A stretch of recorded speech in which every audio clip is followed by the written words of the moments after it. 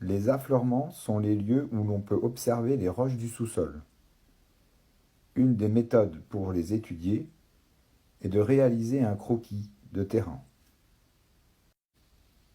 Pour réaliser un croquis sur le terrain, vous avez besoin d'un crayon à papier bien taillé, d'une gomme, de quelques crayons de couleur, un carnet de terrain et enfin une boussole ou un smartphone équipé d'applications. Dans une première étape, il s'agit de définir un cadre pour le croquis. Par exemple, définir les éléments qui seront au premier plan, au second plan, ici, l'affleurement rocheux, et au troisième plan, derrière, une terrasse rocheuse. On peut aussi représenter de manière schématique les éléments de la végétation posés sur le sol ici au-dessus, ainsi que au premier plan, les petits buissons qui peuvent nous servir de référence pour localiser les objets géologiques. À l'aide d'un trait plus appuyé, on peut maintenant dessiner la trace des principaux plans géologiques qui traversent l'affleurement. Ce premier plan est une faille. Il recoupe des stratifications qui sont décalées le long de cette faille.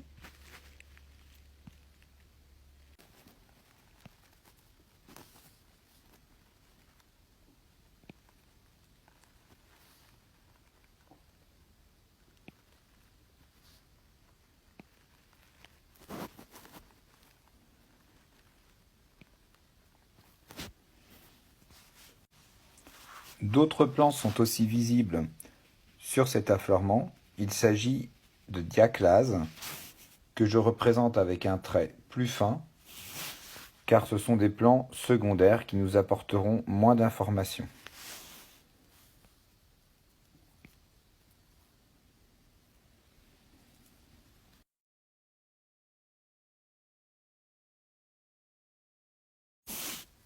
Ajouter des légendes, c'est par exemple ajouter des couleurs pour les différentes roches rencontrées sur cet affleurement.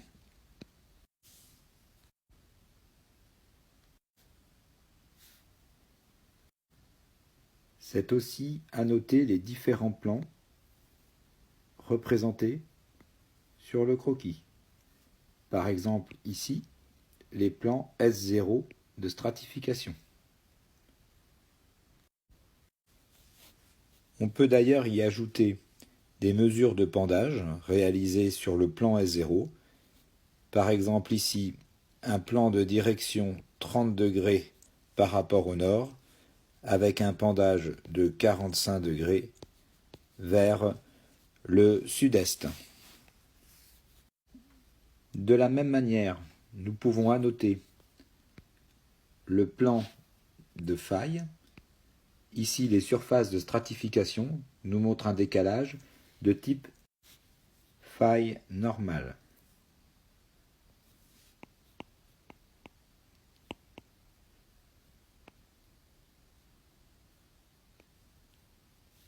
Nous pouvons rajouter un signe de pendage, ici de 20 degrés nord pour un pendage de 40 degrés nord-ouest. L'échelle peut être donnée par une personne ou un objet dont on connaît la taille. Par exemple, cette personne mesure 1,70 m.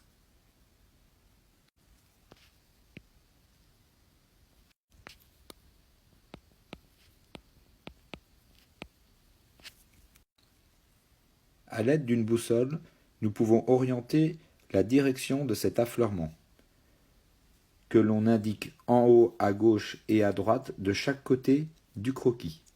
Ici, l'affleurement est orienté nord-ouest, sud-est. Enfin, le croquis doit être numéroté avec un numéro de site.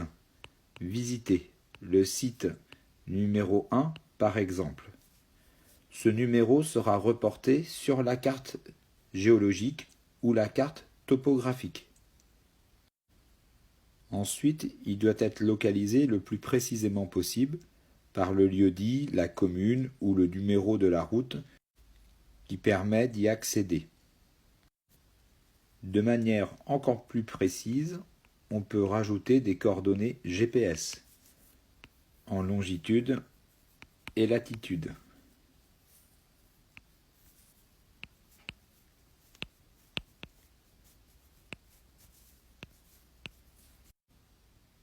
Et n'oubliez pas de prendre une photo de l'affleurement.